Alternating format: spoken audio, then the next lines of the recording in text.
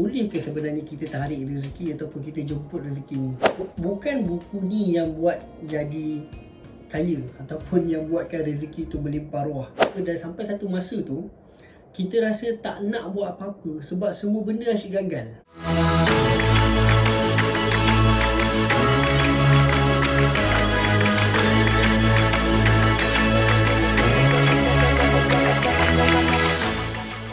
Assalamualaikum warahmatullahi wabarakatuh. Hai, saya Muaz. Jumpa lagi dalam video kali ni.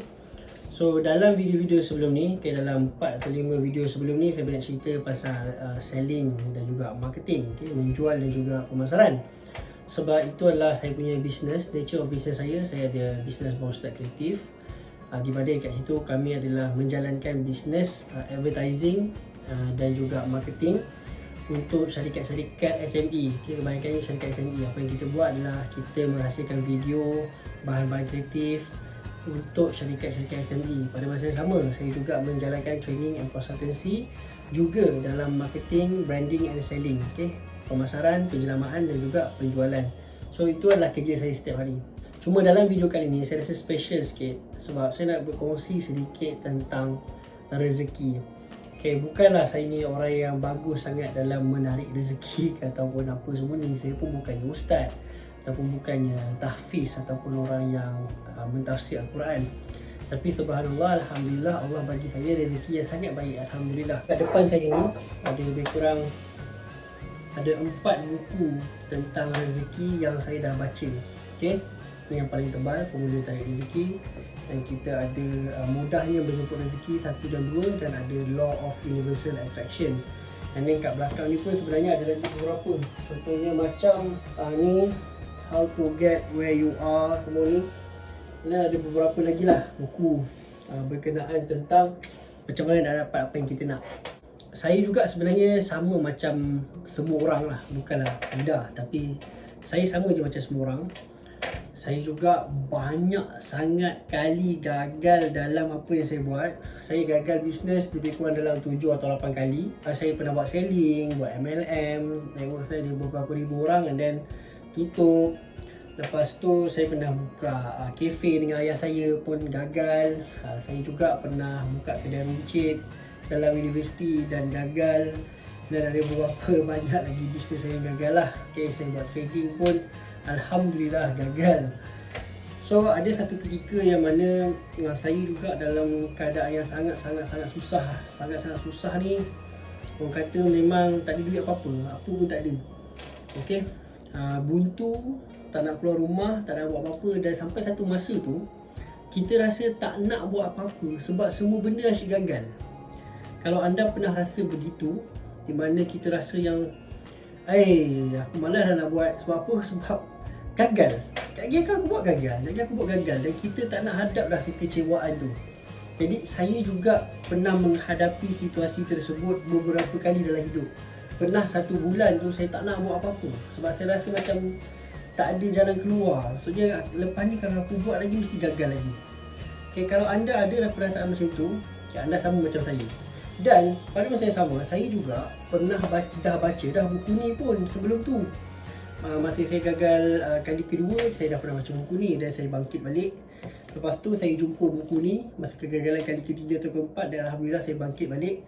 Dan masa kegagalan kali kelima, keenam tu, alhamdulillah saya jumpa buku ni pula dan saya bangkit balik. So buku-buku ni dia bercerita tentang rezeki, macam mana nak jemput rezeki lah, tarik rezeki lah. Ada banyak lagi buku-buku cerita pasal rezeki lah, cerita pasal kuasa sedekah lah.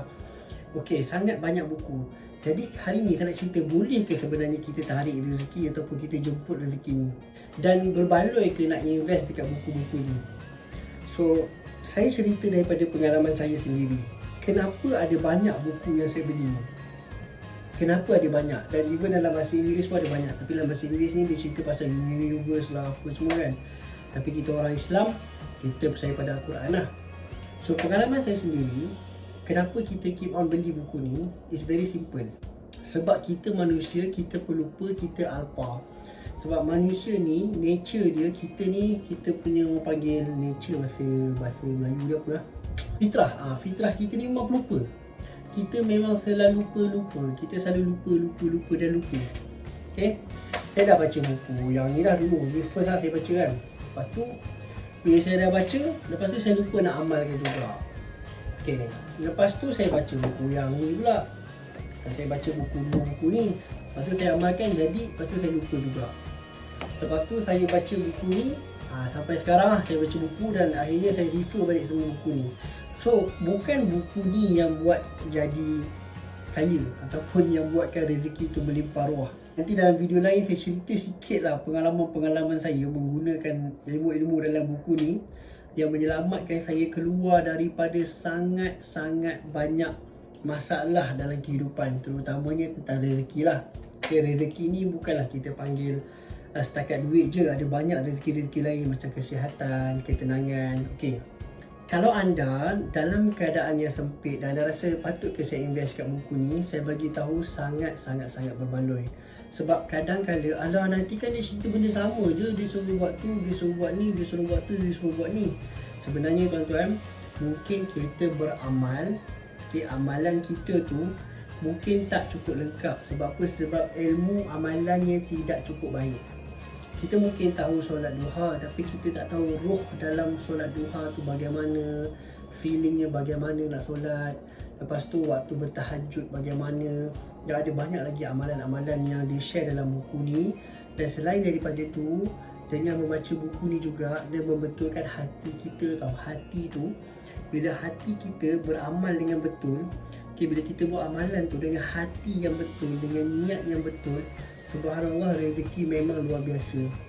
Rezeki memang luar biasa. Saya bagi tahu satu contoh. Saya pernah amalkan salah satu ilmu dalam buku ni. Saya tak ada duit sangat masa tu, tapi masa saya naik motor, saya berdoa sesuatu lah. Saya berdoa sambil saya amalkan apa yang ada dalam buku ni lah. Berdoa tu dengan cara bagaimana semua.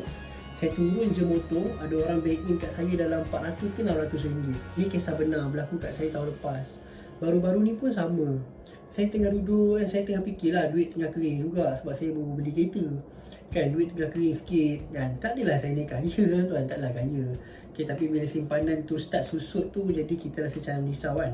Tiba-tiba ada seorang kawan saya yang saya dah tak jumpa lebih kurang setahun lebih, datang jumpa saya.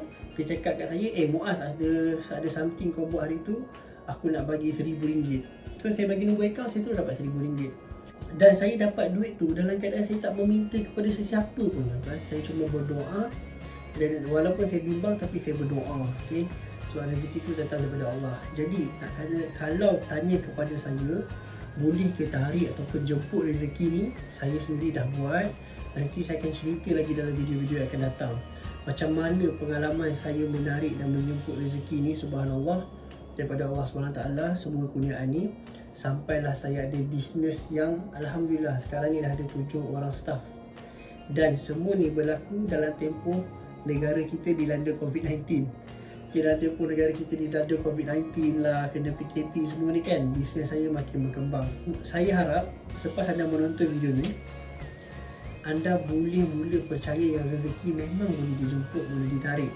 Memang boleh, tapi kena ada ilmu yang betul. Okey, kat depan saya ni ada beberapa buku. Bagi saya buku yang terbaik yang ni. Nanti dalam video-video seterusnya saya akan cerita lebih lanjut pasal buku yang ni. Buku ni sangat-sangat memang cakap memang sangat banyak tips tarik rezeki. Dulu 111 formula tarik rezeki. Tapi sekarang 121 formula tarik rezeki dia dah tambah lagi. Cikgu Nora Yusof, saya kenal dia personally. Dan saya juga, production saya juga pernah buatkan video untuk formula tarik rezeki ni. Dan saya beli buku ni dengan duit sendiri. Sebab Cikgu Nora memang takkan bagi percuma. So saya memang beli dan saya baca. Harga dia agak tinggi sedikit, tapi bagi saya itu adalah investment yang paling berbaloi yang saya buat dalam hidup saya untuk belajar tentang rezeki. Walaupun saya dah baca banyak buku kat belakang ni tentang pengajaran barat apa semua, tapi yang dalam ni is the best thing. Okay, lepas baca buku ni nantilah saya cerita yang pasal buku ni saja. Saya akan buat video lain depan ni. Boleh Okay. Tapi sekiranya anda nak saving sikit kan, mula-mula ni kan, anda baca buku yang ni dulu, Mudahnya Berjemput Rezeki. Penulis dia siapa ni? Faturi Salahuddin. Berharga dia dalam 20 lebih RM30 je kot. Tolonglah beli kat kedai buku ke, belilah secara online, beli. Sebab saya juga pernah jumpa seorang jutawan yang anda boleh tengok ada banyak billboard dia dekat highway tau. Banyak billboard dia. Dia lah yang kenalkan saya buku ni. Dia cakap dulu dia susah, dia jatuh apa semua. Lepas tu tiba-tiba ada satu hari tu kawan dia bagi dia buku ni. Okay. Lepas tu alhamdulillah bisnes dia sampai makin maju. Makin lama makin maju. Sampailah ada billboard, ada ejen satu Malaysia, stokis satu Malaysia. Okay. So buku ni ada dua versi. Versi apa ni? Ada dua orang panggil volume. Okay, volume 1 dan volume 2. So dapatkan dua-dua. Okay. And then yang saya juga suggest adalah buku ni, Law of Universal Attraction. Walaupun dia ada sedikit orang kata kontroversi tentang buku ni, okay, ada sedikit kontroversi tentang buku ni sebab Law of Universal Attraction ni orang kata ambil dari barat ke apa, tapi bagi saya ilmu dalam ni adalah bagus. Bagi saya ilmu dalam ni adalah bagus sebab dia menggunakan nama-nama Allah sendiri untuk menukar daripada Allah SWT, iaitu Tuhan kita yang maha kaya, maha pengasih, maha penyayang, maha pengampun. Okey, jadi ini antara buku yang bagus lah yang saya baca pasal rezeki. Yang ni pun harga dalam RM20, RM20 je. So ini adalah investment yang bagus. Jangan kedekut invest dalam knowledge, jangan kedekut invest dalam ilmu. Okay, investment yang terbaik adalah ilmu. Bukan sebelum anda berniaga nak jual apa-apa kan, nak jual kepek ke, nak jual pisang goreng ke kan, invest dalam ilmu dulu. So kalau kita boleh invest dalam bisnes kita dan kita boleh invest dalam ilmu berniaga, kenapa tidak invest dalam ilmu menarik rezeki? Please, ini cadangan saya kepada anda. Kalau orang tanya boleh ke sebenarnya kita tarik rezeki, jemput rezeki ni, saya dah rasa sendiri dan benda tu memang boleh. Benda tu memang boleh dan benda ni melalui Allah SWT. Kita minta dekat dia. Dan cara nak minta tu, macam mana nak minta tu, saya cadang anda baca buku ni. Itu adalah yang terbaik. Okay, so dalam video-video lepas ni kan saya akan senang sedih dah sikit cerita pasal rezeki ni, tapi saya lagi suka cerita pasal marketing dan branding semua tu. Okay, saya sukalah ajar benda-benda teknikal ni, tapi benda-benda macam ni pun janganlah ditinggalkan. Okay, so itu sahaja daripada saya. Jumpa lagi dalam video yang seterusnya.